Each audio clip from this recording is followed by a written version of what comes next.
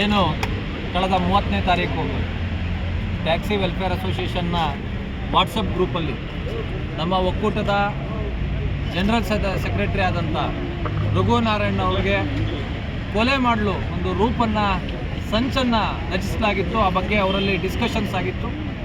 ಈ ಬಗ್ಗೆ ಈ ವರದಿಯನ್ನು ನಮ್ಮ ಒಂದು ಕೆಲವರು ಚಾಲಕರು ನಮಗೆ ಮುಟ್ಟಿಸಿದ್ರು. 31ನೇ ತಾರೀಕು ಅದು ಮುಟ್ಟಿದ ಕೂಡಲೇ ರಘುನಾರಾಯಣ್ ಅವರು ಸರ್ ಈ ರೀತಿ ಬೈಕ್ ಟ್ಯಾಕ್ಸಿ ಸಂಘಟನೆಯ ಒಂದು ವಾಟ್ಸಪ್ ಗ್ರೂಪಲ್ಲಿ ಕೊಲೆಗೆ ಒಂದು ಸಂಚನ್ನು ರೂಪಿಸಲಾಗ್ತಾ ಇದೆ, ದಯವಿಟ್ಟು ಈ ಬಗ್ಗೆ ಏನು ಮಾಡಬೇಕು ಅಂತ ಕೇಳಿದಾಗ ಕೂಡಲೇ ಕಂಪ್ಲೇಂಟ್ ಕೊಡಿ ಅಂತ ಹೇಳಿದ್ದೆ. ಆದರೆ 2 ದಿನ ನಾನು ಇಲ್ಲದೇ ಇರೋ ಕಾರಣದಿಂದ ನಾವು ನಿನ್ನೆ ಹೋಗಿ ಒಂದು ಬೇಗೂರು ಪೊಲೀಸ್ ಠಾಣೆಯಲ್ಲಿ ದೂರನ್ನು ದಾಖಲಿಸಿದ್ದೀವಿ. ನಾವು ದೂರನ್ನು ನೋಡಿದ್ದೀವಿ. ಆದರೆ ಆ ದೂರು ಕಾಗ್ನಿಸಬಲ್ ಅಫೆನ್ಸ್ ಆಗಿದ್ದರೆ ಕೂಡ ಅದನ್ನು ಬರೀ NCR ಮಾಡಿರ್ತಕ್ಕಂಥದ್ದು ನಮಗೆ ಇವತ್ತು ಸತ್ಯಾಗ್ರಹಕ್ಕೆ, ಈ ಒಂದು ಉಪವಾಸ ಸತ್ಯಾಗ್ರಹಕ್ಕೆ ಕಾರಣಭೂತರಾಗಿದೆ. ನಾವು ಪೊಲೀಸ್ ಕಮಿಷನರ್ ಅವರಲ್ಲಿ ಮನವಿ ಮಾಡೋದಿಷ್ಟೇ, ಸ್ವಾಮಿ ದಯವಿಟ್ಟು ತಾವೇ ವಾಟ್ಸಪ್ ಗ್ರೂಪಲ್ಲಿ ಏನೇನು ಚಾಟಿಂಗ್ ನಡೆದಿದೆ ಅದನ್ನು ಬೇಗೂರು ಪೊಲೀಸ್ ಠಾಣೆಯಿಂದ ತರಿಸ್ಕೊಳ್ಳಿ. ತಮಗೆ ಅದರಲ್ಲಿ ಬರೆದಿರ್ತಕ್ಕಂಥ ವರ್ಡ್ಸು ಒಂದು ಕೊಲೆಗೆ ಸಂಚು ರೂಪಿಸುವಂಥ ಒಂದು ವರ್ಡ್ಸ್ ಆಗಿದೆಯಾ ಇಲ್ವಾ, ಪದಗಳನ್ನು ಬಳಕೆ ಆಗಿದೆಯೋ ಇಲ್ವಾ ಅಂತೇಳಿ ತಾವೇ ನೋಡಿ.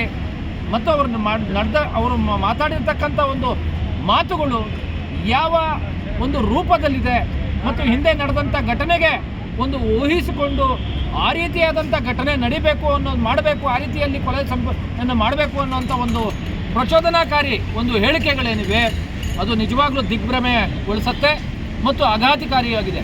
ಅದರಿಂದ ನಾನು ಮಾನ್ಯ ಗೃಹ ಸಚಿವರಲ್ಲಿ, ಮಾನ್ಯ ನಗರ ಪೊಲೀಸ್ ಆಯುಕ್ತರಲ್ಲಿ ಕೇಳ್ಕೊಳ್ಳೋದಿಷ್ಟೇ, ದಯವಿಟ್ಟು ನಮ್ಮ ಮನವಿಯನ್ನು ಸ್ವೀಕರಿಸಿ ಕೂಡಲೇ ತತ್ಕ್ಷಣ FIR ಅನ್ನು ರಿಜಿಸ್ಟರ್ ಮಾಡುವಂತೆ ಬೇಗೂರು ಠಾಣೆಗೆ ತಿಳಿಸಿ, ಬೇಗೂರು ಠಾಣೆ ಪೊಲೀಸರಿಗೆ ಹಾಗೆ ನಿರ್ದೇಶನವನ್ನು ಕೊಡಬೇಕು.